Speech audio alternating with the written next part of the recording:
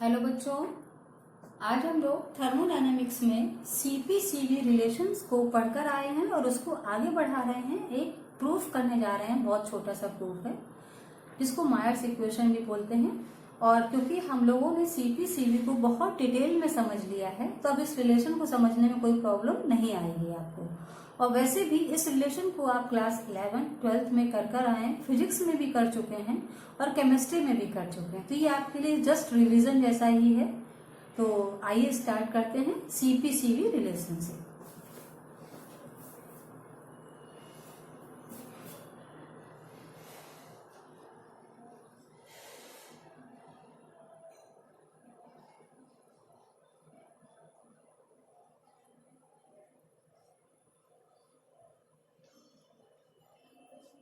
Cp minus Cv is equal to R।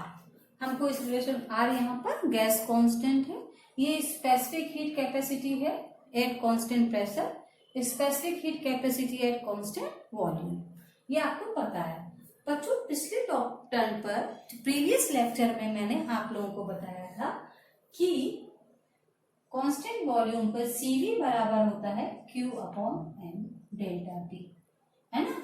और इसका मतलब भी आप लोगों को बताया था कि 1 मोल गैस का टेम्परेचर 1 डिग्री रेज करने के लिए जितनी हीट की आवश्यकता होती है उसको हम लोग बोलते हैं specific heat, molar specific heat capacity. तो ये मोलर स्पेसिफिक हीट कैपेसिटी है। जो हम डिफरेंस देखते हैं ना, मोलर हीट कैपेसिटी में देखते हैं, हम लोग स्पेसिफिक हीट कैपेसिटी में देखते हैं, मोलर हीट कैपेसिटी में देखते हैं। ठीक ऐसे ही सीपी के लिए था एट कांस्टेंट प्रेशर अगर हम ले रहे हैं, यहां पर भी वही बात थी कि 1 मोल गैस का टेम्परेचर 1 डिग्री रेज करने के लिए जितनी हीट की आवश्यकता होती है उसको बोलते हैं molar heat capacity at constant pressure. तो ये दोनों चीजें हम लोग पिछले टाइम पे पढ़कर आए हैं। अब इनको हम इस तरह से लिख दे बच्चों तो भी कोई प्रॉब्लम नहीं है, क्योंकि एट कांस्टेंट प्रेशर निकाल रहे हैं। अगर हम इसको CQV लिख दें, NCV डेल्टा टी लिख सकते हैं ना, क्योंकि कांस्टेंट वॉल्यूम पे लिखा है तो यहाँ पे भी लगाते। और इसको हम लिख सकते हैं सी, ये दोनों ऐसे हो जाएंगे CPM डेल्टा टी, ऐसे लिख सकते हैं ना इन इक्वेशन को, ऐसे इसको ऐसे कांस्टेंट प्रेशर लिख सकते हैं। ठीक, अच्छी बात है। अब जो है हम मायर्स रिलेशंस अगर देखें बच्चों, तो इसमें अगर हम पहले इसके लिए हम एक पिस्टन ले लें, एक कंटेनर लिया, इस कंटेनर में हमने ऊपर एक पिस्टन लगाया और इसमें ऐसे ही कोई गैस फिलअप कर दी।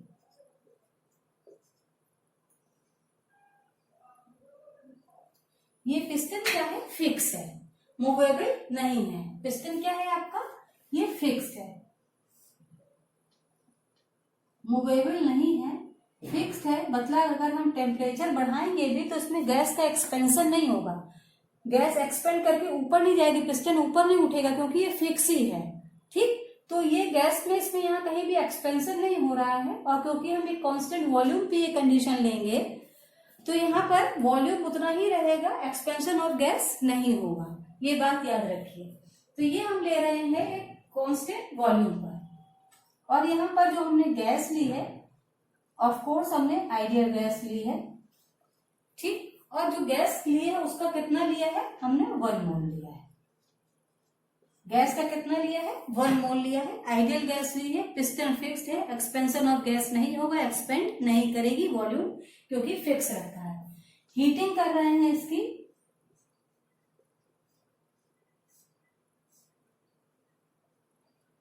हीटिंग कर रहे हैं हम at constant volume, heating at constant volume. मैंने डायग्राम सिर्फ आपको समझाने के लिए बनाया है, बुक में कहीं भी ये डायग्राम के थ्रू नहीं समझाया गया, लेकिन मैं आपको इसलिए डायग्राम बना के दिया जिससे आपके दिमाग में ये डेरिवेशन हमेशा के लिए बैठ जाए। तो एट कांस्टेंट वॉल्यूम कर रहे हैं हम हीटिंग, जिससे इसमें एक्सपेंशन नहीं हो रहा है, पिस्टन फिक्स्ड है। ठीक, अब हम इसका डेरिवेशन शुरू करें बच्चों। तो हीटिंग एट कांस्टेंट वॉल्यूम है, मतलब वॉल्यूम में कोई भी चेंज नहीं होगा, वॉल्यूम जो है जीरो रहेगा, कोई भी चेंज नहीं होगा, इनिशियल और फाइनल कंडीशन सेम ही रहेंगी वॉल्यूम की। तो अब हमने ये इक्वेशन पढ़ी थी Q बराबर N C V delta T, ये इक्वेशन पढ़ी थी ना, Q बराबर N C V delta T.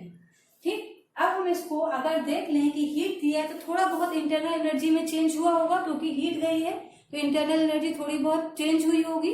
तो हम इसको जो थोड़ा चेंज हुआ है इसको dQ लिख देते हैं, और क्योंकि 1 मोल गैस ली है, n की वैल्यू ली है हमने 1 मोल, n बराबर लिया है 1 मोल, तो यहाँ 1 लिख देते हैं और CV to delta T.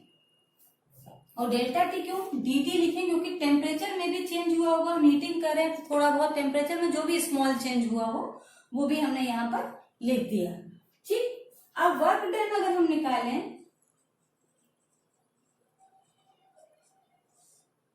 Work done हमारा यहाँ पर आ जाएगा EdV इज इक्वल टू 0। क्यों, क्योंकि dV की वैल्यू यहाँ पर 0 है, वॉल्यूम में कोई भी चेंज नहीं है, तो वर्क डन यहाँ पे कितना हो रहा है 0, तो यहाँ पे वर्क डन हो ही नहीं रहा क्योंकि पिस्टन फिक्स्ड है, तो यहाँ पे वर्क बिल्कुल भी नहीं हो रहा है। एक बात ये क्लियर हो गई। अब Q बराबर W प्लस डेल्टा V। ठीक, अब Q में हम ये लिख सकते हैं, क्योंकि इसमें स्मॉल चेंज आया है, तो इसको अगर हम ये लिख दें dQ बराबर और डेल्टा V जो यहां पर हमने लिखा है इसको इंटरनल एनर्जी के बराबर लिख दें। ठीक, तो dQ की वैल्यू यहां पर हमने ये निकाली थी, dQ की वैल्यू हमने यहां पर क्या निकाली थी CV, dQ की वैल्यू हमने यहां पर बच्चों ये निकाली है, ये है dQ की वैल्यू। इस वैल्यू को हम यहाँ पर रख दें, इस वैल्यू को जब हम यहाँ पे रख देंगे तो क्या हो जाएगा CV dt is equal to dy। ठीक, और वर्क डन क्योंकि यहाँ पर 0 है तो ये 0 हो जाएगा, तो इस वैल्यू को जब हम 0 कर दें 0 प्लस dy। ठीक, तो यहाँ पर हमको एक फॉर्मूला मिल गया कि internal energy change is equal to CV dt। ये एक हमको पहली चीज मिल गई जो हमको चाहिए थी, इसको हम साइड में लिख लेते हैं कहीं पर, क्योंकि अभी इस रिलेशन को अभी हमें CP की वैल्यू भी निकालनी है, ये तो हमने CV की निकाली इंटरनल एनर्जी में। अब हम दूसरी कंडीशन ले रहे हैं, ये तो पहली कंडीशन ली थी हमने एक कांस्टेंट वॉल्यूम, पहला केस था कांस्टेंट वॉल्यूम। अब हम यहाँ पर दूसरा केस ले रहे हैं,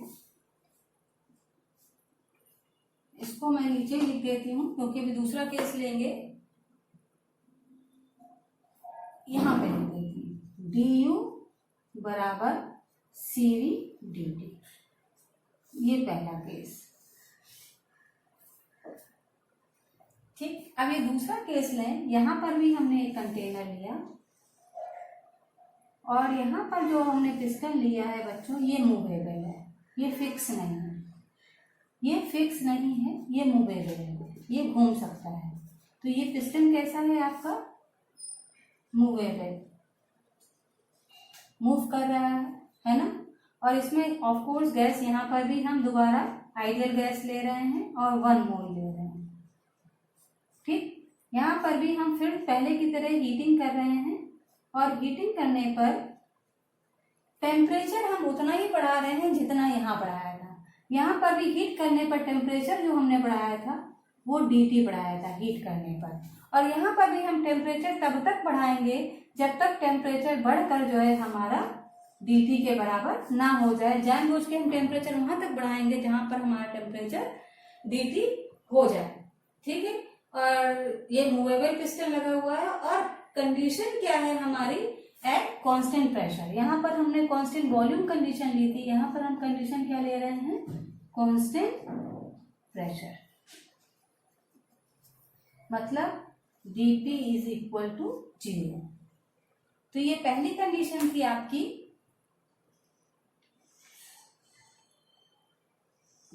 और ये आपकी दूसरी कंडीशन आपने ली है। ठीक, अब हमने पहला फॉर्मूला ये निकाल लिया। ठीक, अब हम डेरिवेशन को आगे बढ़ाएं। तो आगे बढ़ाने के लिए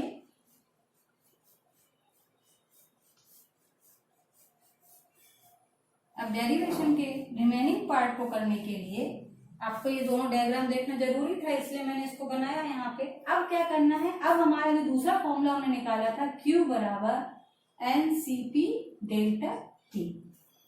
ठीक, अब यहाँ पर भी क्या होगा, क्योंकि हीट किया है तो टेम्परेचर बढ़ा होगा, वॉल्यूम भी एक्सपेंड किया होगा, क्योंकि यहाँ का पिस्टन मूवेबल है। तो जब बहुत थोड़ा इंटरनल एनर्जी में चेंज हुआ उसको हमने लिख दिया dQ। 1 मोल गैस थी तो ये हो गया Cp डेल्टा T भी जो है क्योंकि टेम्परेचर इंक्रीज किया है क्या हो जाएगा dt। तो यहाँ पर क्या हुआ, जब work done on first law of thermodynamics लगाएं, आपको याद होगा PdV। ठीक, तो dQ बराबर क्या होता है first law of thermodynamics, dW plus du internal energy. और यहाँ पर क्या है, ये इसको भी हम लोग फर्स्ट लॉ ऑफ थर्मोडायनामिक्स से बोलते हैं। अभी हम लोग उसको आगे पढ़ेंगे भी, क्योंकि CP/CV बताते समय मैंने सोचा साथ में रिलेशन बता दूं और थर्मोडायनामिक्स। ठीक है, ये हो गया। अब क्योंकि dQ की वैल्यू क्या है आपकी CP/dt है, तो इस वैल्यू को यहाँ पर लगा दें। इस वैल्यू को यहाँ पर लगा देते हैं हम, ये वाली वैल्यू को यहाँ पर पुट कर देते हैं dQ की जगह। तो CP/dt इज इक्वल टू, और यहाँ पर क्योंकि वर्क हो रहा है आपका, यहाँ पर वर्क में कोई प्रॉब्लम नहीं है, यहाँ पर वर्क होगा क्योंकि वॉल्यूम एक्सपेंड कर रहा है, क्योंकि वॉल्यूम यहाँ पर एक्सपेंड कर रहा है तो यहाँ पर वर्क होगा। जब ये हो गया तो CP/dt is equal two plus, और du की वैल्यू आप यहाँ पे रख सकते हैं। du की वैल्यू हम लोगों ने ये निकाली थी CV/dt, ये वैल्यू हम लोग निकाल चुके हैं, du बराबर CV/dt। इसी वैल्यू को हमने यहाँ पर रख दिया। तो CP/dt इज इक्वल टू क्या हो गया PdV और CV/dt। अब क्योंकि हमने आइडियल गैस ली थी तो आइडियल गैस का फॉर्मूला बच्चों आप लोगों को पता है क्या होता है, PV बराबर, आइडियल गैस का फॉर्मूला क्योंकि मैं इसको रेड पेन से लिख रही हूँ, PV बराबर nRT। n तो हमारा 1 लिया हुआ है तो PV बराबर RT। ठीक, अब क्योंकि वॉल्यूम में भी स्मॉल चेंज हुआ है, अब अगर हम इसका पार्शियल डिफरेंशिएशन कर दें तो इसमें क्या आ जाएगा, इसकी वैल्यू क्या आ जाएगी PdV प्लस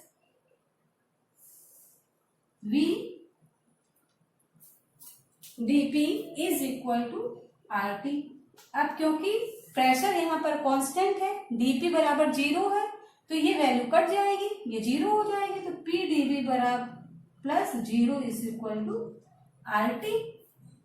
और टेम्परेचर में क्योंकि स्मॉल चेंज हुआ था, वो गैस कांस्टेंट था तो यहाँ पे dt हो जाएगा। ठीक, PdV प्लस RDT। अब इस PdV की जगह हम ये RDT की वैल्यू यहाँ रख देते हैं। इस वैल्यू को, ये PdV बराबर आया RDT की, इसको हम यहाँ पर रख दें। यहाँ पर जब हम रखेंगे तो CP/dt बराबर PdV की जगह हम लिख रहे हैं RDT प्लस CV/dt। ठीक, ये वैल्यू हम यहाँ पे रखे दे रहे हैं। तो ये dt, ये dt और ये dt, ये सब कट जाएंगे, ये सारी वैल्यू यहाँ पर कट जाएंगी। तो बचेगा क्या हमारे पास, इस CV को इधर ले आइए, CP minus CV is equal to R। क्या बच रहा है, CP minus CV is equal to R। आ गया बच्चों, ये है आपका मायर्स इक्वेशन। क्लियर हो गई, कैसे आई। सबसे पहले मैंने आप लोगों को बताया कि कांस्टेंट वॉल्यूम पे इसको निकालो, तो पिस्टन वहां पर फिक्स था, पिस्टन यहाँ पर कोई भी चेंज नहीं हो रहा था। हीट करने पर भी इंटरनल एनर्जी में तो चेंज हुआ लेकिन वॉल्यूम में कोई भी चेंज नहीं हुआ।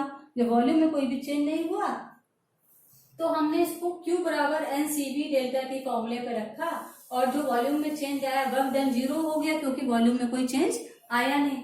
जब वर्क डन 0 हो गया तो हमने देखा इंटरनल एनर्जी बराबर हमारी क्या होती है, W plus delta U, Q हमारा जो होता है, और लेकिन वर्क डन हो ही नहीं रहा है, W 0 है, तो हमारा एनर्जी बराबर हो गया इंटरनल एनर्जी के बराबर, वहां पर हमने Q की वैल्यू रख दी, तो ये हमारा du बराबर CV dt पहली वैल्यू आ गई थी। अब इसके बाद जो है हमने निकाला कांस्टेंट प्रेशर पर। कांस्टेंट प्रेशर पे जब हम निकालने आए तो यहाँ पर हमने जो आपके मूवेबल जो है पिस्टन लगाया था, मूवेबल पिस्टन। अब क्या पिस्टन फिक्स नहीं था, जब गर्म किया तो ये थोड़ा ऊपर जा सकता था, तो यहाँ पर इसका मतलब वर्क डन हो रहा था।